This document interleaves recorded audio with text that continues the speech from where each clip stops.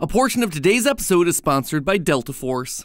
Let's talk about Eclipse, Sun and Moon daycare attendant. Whatever you call him, I have one question for you. Why? Why is he here? He was randomly introduced in Security Breach, and sure, he managed to deliver one of the hardest, scariest parts of that game, but really ask yourself, what or who is this thing? In a series that doesn't do coincidences, one already full of a core band of animatronics with old and new faces, as well as deep-cut returns like the Music Man, why introduce a completely random character completely disconnected from everything else? Honestly, I wasn't sure, and I didn't really talk about him in my theories for Security Breach, but it definitely bugged me in the back of my mind. And now, here he is again in Ruin, and not only is he back, he's got more collectibles than literally any other character. 4 masks, 2 pinatas, 2 plushies, and 2 golden plushies, which is especially strange when main characters like Roxy and Chica only have like 1 or 2 items tops. What is the deal with this thing? Well, give him a nice close-up look. And now, watch the clip of the Mimic from the end of the game. You see anything interesting? It's the teeth. The teeth are the same, each one individually attached and able to articulate itself. Eclipse, in some way, is related to the Mimic. And knowing how old the Mimic is? Step aside there, Chica. Eclipse was the first. He has truly seen everything. Hello, Internet! Welcome to Game Theory, a show that has valid theories, no eggs required. My theory is the valid theory. Matt Pat can suck an egg! This one's for you, Mark. Last time, we started digging deep into the ruins of Security Breach's DLC, where we started to chip away at this game's mountain of mysteries. In the process, we were able to come to a few solid conclusions. First, that Princess Quest was the canon ending, meaning Vanessa was ultimately freed from the control of Glitch Trap, and everyone celebrated the victory by eating oddly symbolic ice creams on a hill. That also meant that this headless Freddy with the word prototype on his foot, it was indeed Gregory's Freddy. But perhaps the biggest twist of all was that underneath the rubble, underneath the Pizzaplex and FNAF 6 hid the one and only Circus Baby's Pizza World. This revelation was huge. Not only did it suggest that Circus Baby's has been around since some of the earliest days of the franchise, but I think it also reveals what the true purpose of Ruin is. This game isn't about looking at the future of the franchise, instead, it's all about the past. I believe that Ruin is trying to tie up the loose ends from parts of the franchise we left forgotten. That way, we can move forward with later games. And so today, we're gonna be diving into that past, because that history is gonna be the key to understanding Mixes, Sun and Moon, the truth behind Glamrock Bonnie, and even our new protagonist, Cassie. So hold on to your nearest handrail, theorists. This elevator is taking a one-way trip straight to the first floor. Or should I say we're taking a trip straight to the first lore? I could say that, but I probably shouldn't. That's a really terrible joke. Anyway, let's start off by talking about our new protagonist, Cassie. Even though we spend a whole game with her, we ultimately don't learn all that much about her. Basically, we learn 2 things. She's a fan of Roxy, and she's got some real bad luck with vents.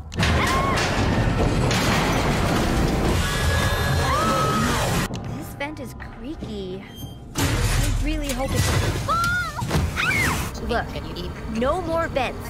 Every single time I get in one, it breaks or something jumps out at me. We also know that no one showed up for her birthday party. Have you booked your party?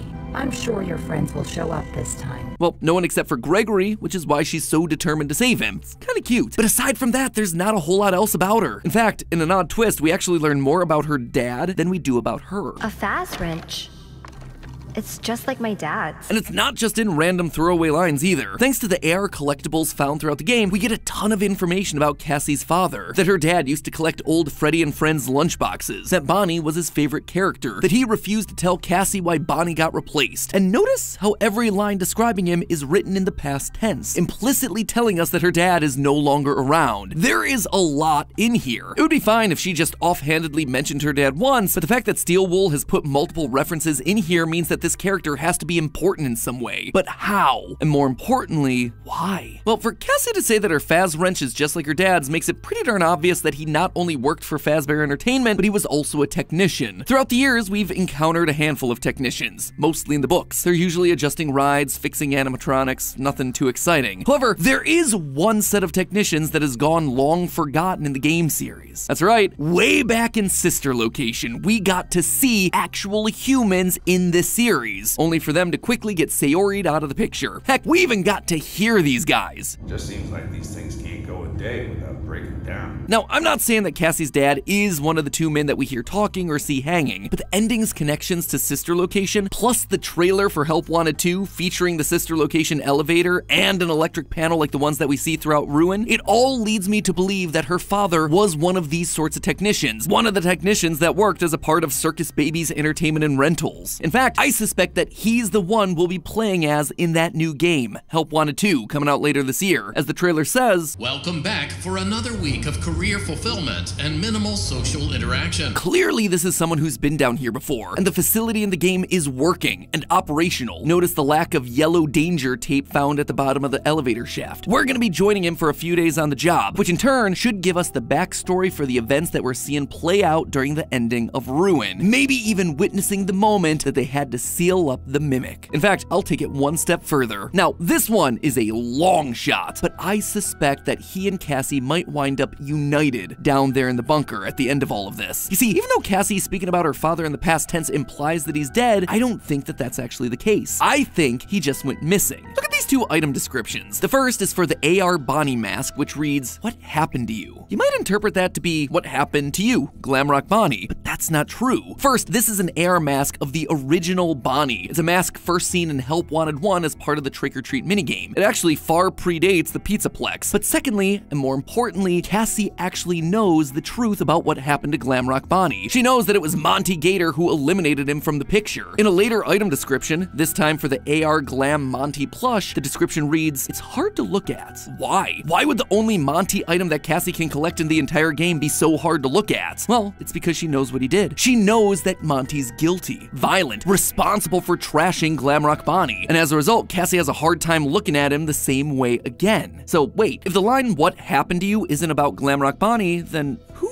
is it about? Well, it's about her dad. He disappeared one day and they don't know where or why. That's why she refers to him in the past tense. But that then leads us to another question. Why is she reminded of him with that particular item, the Bonnie mask? Just because Bonnie was his favorite? No. I suspect it's because her father wore that Bonnie mask. And not only did he wear it, he wore it during the single most infamous scene in the entire franchise, the Bite of 83. Was that the Bite of 87? No, Mark, no, it wasn't. My theories are the only valid theories. You go lick a stick. I'm saying that Cassie's dad is the Bonnie bro. Now, that at first might seem like a stretch, but again, remember what prompts the memory of her father. An old mask of the original Bonnie, just like Bonnie bro wore on that fateful day all those years ago. What's more, notice what's missing from all these collectibles. You have a Bonnie mask and a Foxy mask, but no Freddy, no Chica mask? It's suspicious, right? Like, why? Why would Steel Wool include such a random and, more importantly, incomplete collection of memorabilia? It's clearly them trying to tell us something, that this mask is connected to the Foxy mask, the one that Michael wore during the Bite of 83. What's more, Cassie's dad is clearly established to be a massive fan of the Freddy's franchise. One of the collectibles in Ruin are these cute little Freddy and Friends lunchboxes that we're told he used to collect. Now, Freddy and Friends was a cartoon series created by Steel Wool to help promote the release of Security Breach a couple years ago. It was animated in the style of old Hanna-Barbera cartoons, similar to things like Scooby-Doo, Yogi Bear, the Flintstones, old shows that actually started in the late 60s but remained popular throughout the 70s and the 80s. Dates that very nicely line up with Fredbear's Family Diner being open. And that's not all the proof we have here. Notice how these lunchboxes have a classic metal design with a metal handle on top? They're very similar to designs that we saw popular for kids' lunchboxes that existed between the 50s and the 80s. But here's the thing, we don't even need to go as far as masks and lunchboxes and cartoons. Pull up Cassie, pull up Bonnie, bro. Can you guess where I'm going with this? Can you? Ho, if only there were a way that I could just, I don't know, just visualize the design similarities between these two characters. How could I do it? Oh, I know. Hey, editors, do you reckon you could whip up something for me? Maybe something that connects the red shirt, blue shorts, brown hair, maybe the darker skin tone of these two characters?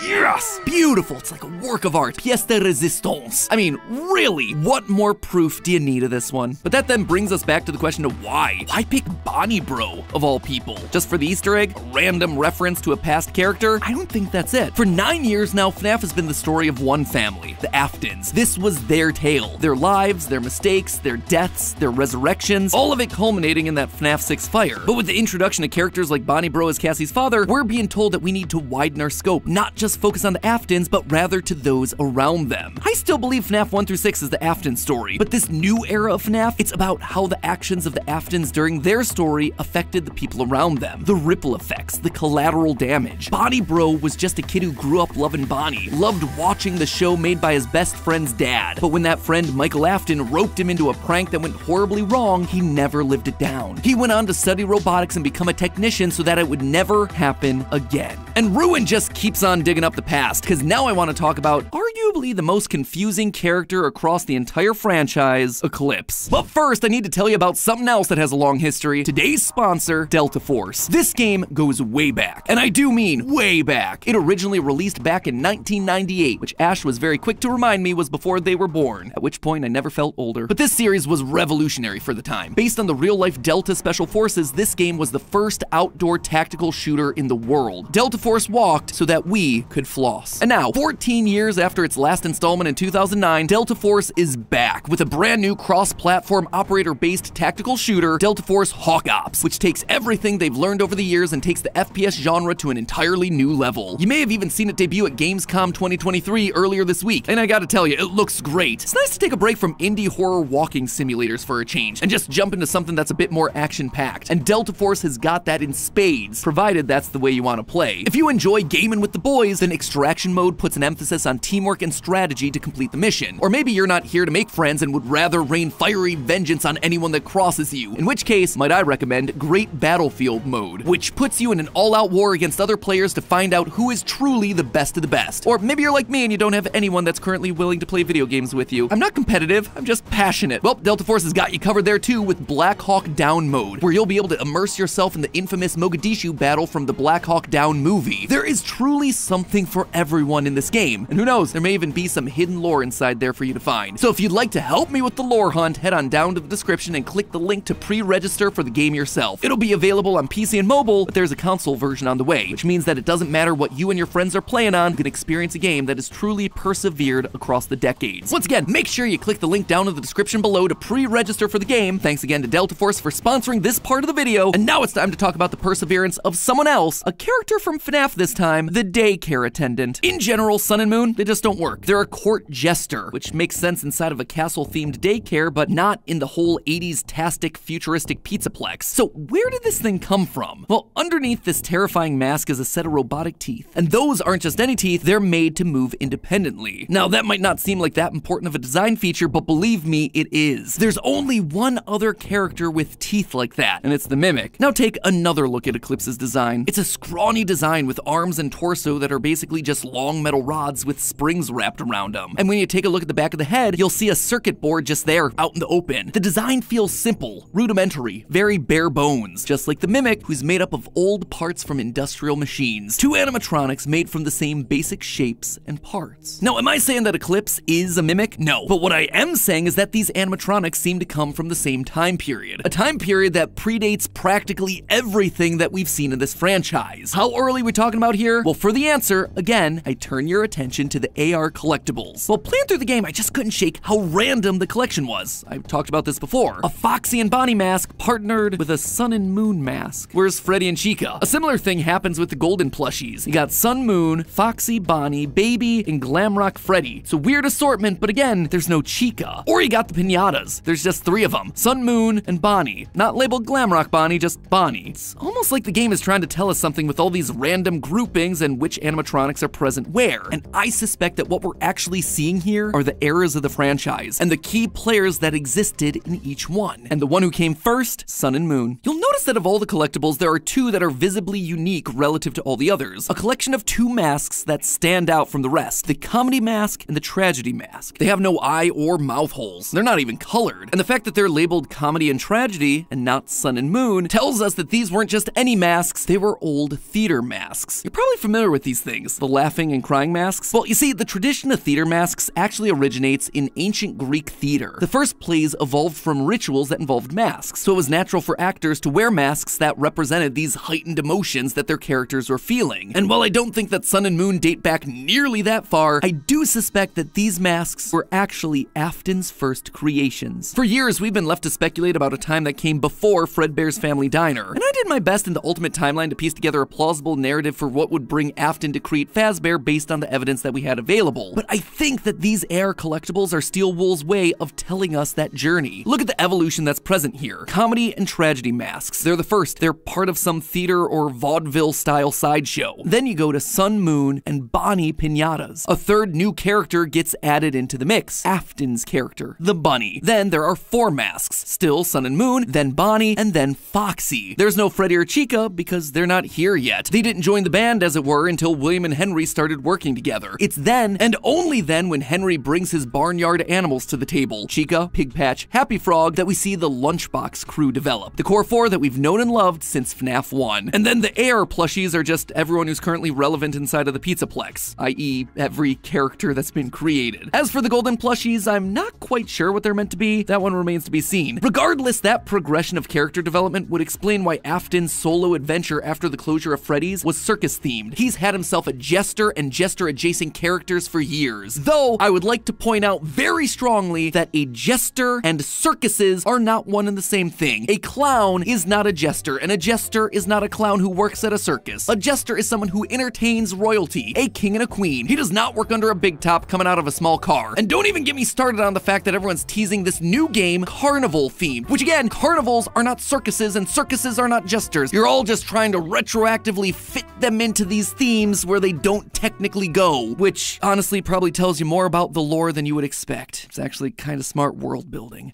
Sorry, I got a little sidetracked there. Anyway, we know thanks to the Tales from the Pizzaplex that a jester costume was present all the way back when the original Mimic was made. Quote, Dominic's flashlight glow picked out a brown Freddy Fazbear costume, a yellow Chica costume, a Foxy costume, a Bonnie costume, and a couple bright pink and yellow-green court jester costumes. And it's clear that the jester idea persisted throughout all of Afton's plans, because in the epilogues of the Tales from the Pizzaplex book, we also read this, quote again, as soon as Lucia's hand slipped into the jester costume sleeve, she recoiled and snatched her hand back. What is it? Kelly asked. It's okay, I just almost got into a spring-lock suit is all. The jester costume developed from just a normal costume into a spring-lock suit. Suits, which were definitely used in Circus Baby's Pizza World. Try not to wiggle, though. You're inside something that came from my old pizzeria. I don't think it was ever used. I'd recommend that you keep the spring locks wound up. The spring lock suit in the epilogue also has a mask that matches up almost perfectly with our daycare attendant. One final quote, Lucia stepped up to the costume, suppressing a shiver at the jester's leering, toothy grin and its wide eyes. And the best part is, thanks to the Mimic, I think I can pinpoint exactly when Circus Babies started and eventually fell through. I decided to look a little deeper into the room just before the Mimic chase. It's an old room, filled with shattered security nodes, propane tanks, and the Mixus hub, all connected to a computer which we can use to free the Mimic. Now, the majority of people have been assuming that Mixus is Gregory's doing. His backpack is down there after all, and the Mimic has his walkie-talkie, but something just didn't add up to me. The computer controlling the Mixus server is way, way older than any of the other technology that we see throughout the Pizzaplex. We've got camera galleries, modern office spaces, even portable security camera viewing stations, but this super important system for keeping the killer robot under lock and key is using only an old CRT monitor? Yeah, no, that doesn't feel right to me. And this computer isn't just any computer, its design matches those from the 1980s. Specifically, it reminds me of the IBM PC-JR, computers that were released in, get this, 1984. Mixus has been around for a long time, trying to keep the Mimic locked away, but why? Well, I think I have an answer to that. An answer that also gives us an explanation for why Mixus shows itself as a blue rabbit. See, I don't think Afton only copied physical characteristics from the Mimic to make animatronics like Eclipse. I think he also took its software to speed up his creation process. I think that this was one of the ways he was able to populate Circus Baby's Pizza World with the Funtime animatronics. As John from the channel FNAF has been quick to point out time and time again, almost all of the Funtimes have themselves a very specific function. They have the ability to mimic voices. Just like John, I too believe that Afton got that functionality from the Mimic program itself. After the tragic death of his son during the bite of 1983, Afton needed a backup plan, something that he could build fast, just in case the Fazbear name was permanently tarnished. So he went back to the Mimic program program and made a copy of its software, transferring it into his newest creations, hoping that they would be able to learn routines much faster. He could then give them stomach hatches and other features to help him capture kids, all to forward his experiments in bringing his son back to life. Everything looked like it was going according to plan, but sadly, we know what happened. His daughter got too close to one of his traps and was killed. Afton was obviously devastated by this and shut the whole thing down. The Mimic program had failed spectacularly. He sealed up the old location with concrete, and as a safety measure, he created a new program that would keep the Mimic locked away permanently. A system wrapped in his signature purple, guarded by the one creature that he could trust, the rabbit Bonnie. And so Mixes was born. That then gives us two separate Mimics, one inside Baby and the Fun Times, ready to be collected by Fazbear Entertainment and used to create VR experiences, and the other still trapped down in the basement. This would actually go a long way to explain a weird moment from the middle of Ruin, where Helpy and the Mimic argue with one another. What happened to it?